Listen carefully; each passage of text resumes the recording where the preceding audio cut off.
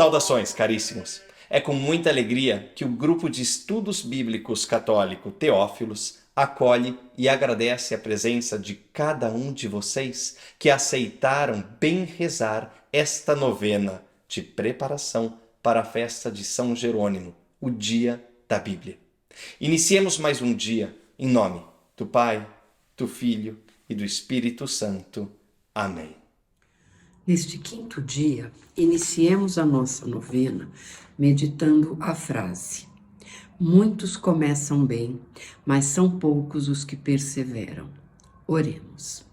Deus, princípio e fim de todas as coisas, que vos revelastes aos homens através dos séculos pela Sagrada Escritura, e levastes o vosso servo São Jerônimo a dedicar a sua vida ao estudo e à meditação da vossa palavra, dai-me a graça de perseverar no estudo da palavra de Deus revelada nas Escrituras, a fim de que vossa palavra se difunda e resplandeça cada dia mais. Fazei-nos, se for da santíssima vontade de Deus, a graça que vos peço nesta novena. Amém.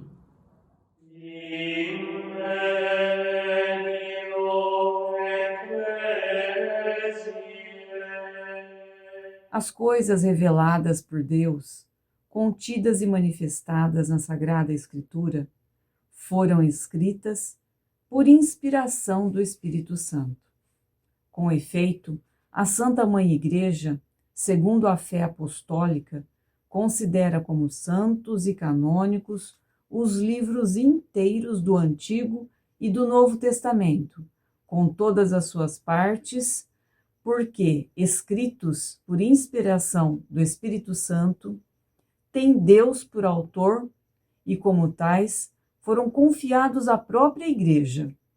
Todavia, para escrever os livros sagrados, Deus escolheu e serviu-se de homens na posse das suas faculdades e capacidades, para que, agindo por ele, neles e por eles, pusessem por escrito, como verdadeiros autores, tudo aquilo e só aquilo que ele queria. E assim, como tudo quanto afirmam os autores inspirados ou agiógrafos, deve ser tido como afirmado pelo Espírito Santo. Por isso mesmo, se deve acreditar que os livros da Escritura ensinam com certeza, fielmente e sem erro, a verdade que Deus, para nossa salvação, quis que fosse consignada nas sagradas letras. Por isso, toda a Escritura é divinamente inspirada e útil para ensinar, para corrigir e para instruir na justiça, para que o homem de Deus seja perfeito, experimentado em todas as obras boas.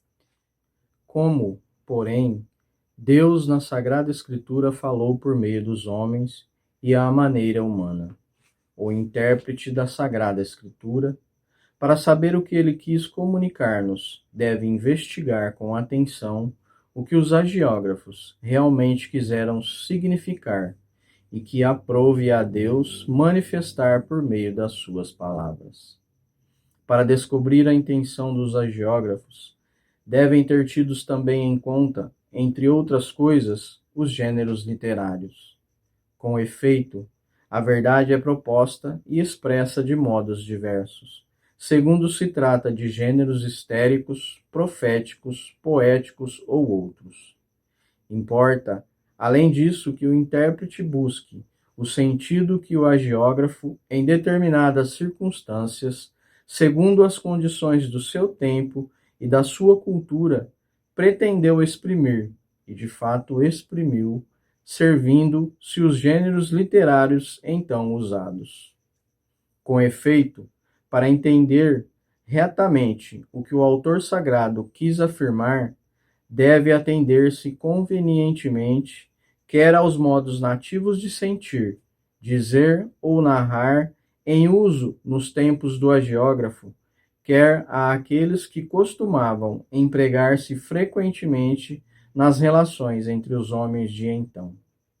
Mas, como a Sagrada Escritura deve ser lida e interpretada com o mesmo espírito com que foi escrita, não menos atenção se deve dar na investigação do reto sentido dos textos sagrados, ao contexto e à unidade de toda a Escritura, tendo em conta a tradição viva de toda a Igreja e a analogia da fé. Cabe aos exegetas trabalhar em harmonia com estas regras, por entender e expor mais profundamente o sentido da Escritura, para que, à mercê deste estudo, de algum modo preparatório, amadureça o juízo da Igreja. Com efeito, tudo quanto diz respeito à interpretação da Escritura está sujeito ao juízo último da Igreja, que tem o divino mandato e o ministério de guardar e interpretar a palavra de Deus. Portanto, na Sagrada Escritura, salva sempre a verdade e a santidade de Deus. Manifesta-se a admirável condescendência da eterna sabedoria, para conhecermos a inefável benignidade de Deus e com quanta acomodação ele falou, tomando providência e cuidado da nossa natureza. As palavras de Deus, com efeito, expressas por línguas humanas, tornaram-se intimamente semelhantes à linguagem humana. Como outrora o Verbo do Eterno Pai se assemelhou aos homens, tomando a carne da fraqueza humana.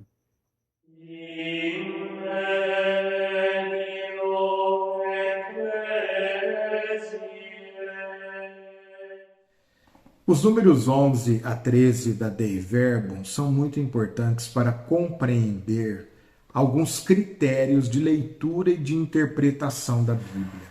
E eles nos previnem contra alguns perigos muito sérios na leitura da Bíblia, entre os quais aquele do radicalismo, do fundamentalismo e da leitura descontextualizada.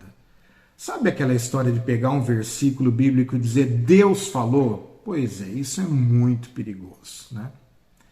O versículo deve ser colocado dentro de um contexto e dentro de situações precisas para tentar interpretar a vontade de Deus, coisa que a Igreja Católica sempre fez o seu magistério de maneira autorizada. Querem ver alguns desses ensinamentos ou algumas dessas regrinhas de interpretação muito importantes? Aí no número 11 da Dei Verbum, quando se diz assim, que o autor da Escritura é o Espírito Santo. Sem embargo, Deus escolheu e serviu-se de homens na posse de suas faculdades e capacidades, para que, agindo Ele neles e por eles, pusessem por escrito, como verdadeiros autores, tudo aquilo que Deus queria. Ou seja, a palavra de Deus é palavra divina em linguagem humana. Então nós precisamos aqui, em primeiro lugar, entender o contexto no qual aquela palavra foi escrita. Antes de pegar versículos soltos, é preciso dizer, esse versículo pertence a qual livro? E este livro foi endereçado a quais pessoas? Em qual época? Por que foi escrito isso? Pontos pequenos, mas importantes para uma leitura frutuosa e uma interpretação autêntica da Bíblia. Considerar, por exemplo, os gêneros literários, é o que diz aí no número 12, já que Deus falou por meio de homens e a maneira humana, entender qual o gênero de cada livro. O texto do Evangelho, por exemplo, é totalmente diferente de um texto do livro dos Salmos ou de um texto do livro Gênesis. Compreender minimamente os gêneros literários ajuda bastante a interpretar. Segundo, contexto e unidade de toda a Escritura. O maior exemplo disso, e é um tema tão polêmico, principalmente no Brasil, que tem tanta gente que lê de maneira desautorizada e radical a Bíblia e até prega na internet, é a questão das imagens. Basta pegar Gênesis melhor, desculpem, Êxodo 20, Deus proibiu fazer imagens. Tá bom. Qual é o contexto disso? Qual é o objetivo de Deus nesse momento histórico, né? Qual a relação desse texto de Êxodo 20 com o conjunto inteiro da Escritura, com o Novo Testamento, à luz do Novo Testamento, o que significa isso? É verdade que Deus fala de idolatria relacionada a imagens no Antigo Testamento, mas Deus também fala da idolatria através de Paulo no Novo Testamento, relacionando a ganância, a posse do dinheiro. A ganância é uma idolatria, diz Paulo com todas as letras. Então, a interpretação do gênero literário, do contexto e da unidade da escritura inteira é importante para compreender o sentido global da escritura. Por fim, e está lá no número 13, se diz que a palavra foi colocada por escrito em línguas humanas muito precisas. Então, para aquele que deve interpretar de maneira autorizada a palavra, um mínimo de conhecimento das línguas bíblicas e das regras dessas linguagens bíblicas é importante. Exegetas, estudiosos e também o magistério da igreja tem que levar tudo isso em consideração para mostrar ao povo, ilustrar ao povo de Deus o sentido autêntico da Escritura. Um grande abraço e prossigamos a nossa novena conhecendo essa riqueza que é a Dei Verbum, um dos documentos mais bonitos do Concílio Vaticano II. Para finalizar, rezaremos um Pai Nosso, uma Ave Maria, um Glória e uma Salve Rainha, na língua tão amada por São Jerônimo, o latim, a língua que é a língua oficial da nossa Igreja, que é una, santa, católica e apostólica. Pater noster, qui es in celis, sanctificetur nomen tuum, adveniat regnum tuum, fiat voluntas tua, sicut in cielo et in terra. Panem nostrum quotidianum da nobis hodie, et dimitte nobis debita nostra, sicut et nos dimittimus debitoribus nostris, et ne nos inducas in tentationem, sed libera nos a malo. Amen. Ave Maria, gratia plena, Dominus tecum, benedicta tu in mulieribus, et benedictus fructus ventris tui, Iesus. Sancta Maria, Mater Dei, ora pro nobis peccatoribus, nunc et in hora mortis nostre. Amen. Gloria Patri, et Filio, et Spiritui Sancto, sicut erat in principio, et nunc et semper, et in saecula saeculorum. Amen. Salve Regina, Mater misericordiae, vita dulcedo, et spes nostra salve. Ad te clamamus, exules filii Evem, ad te suspiramus, gementes et flentes, in ac lacrimarum valem.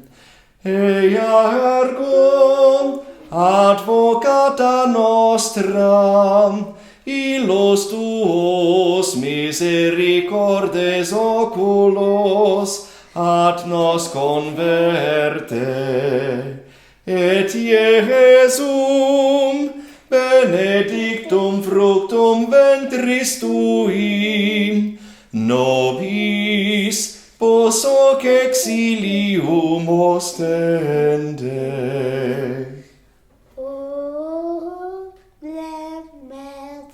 O piam, o dulcis Virgo Maria, ora pro nobis sancta Dei genitrix, udigni efficiamur promissionibus Christi. Amém. São Jerônimo, estudioso, tradutor, exegeta, profundo conhecedor e apaixonado divulgador da Sagrada Escritura, rogai por nós. que por intercessão da bem-aventurada Virgem Maria e de São Jerônimo, venha sobre todos aqueles que estão participando desta novena e todos aqueles que começam a terceira turma da leitura e estudo bíblico com o Grupo Teófilos, a bênção de Deus Todo-Poderoso, Pai, Filho e Espírito Santo. Amém.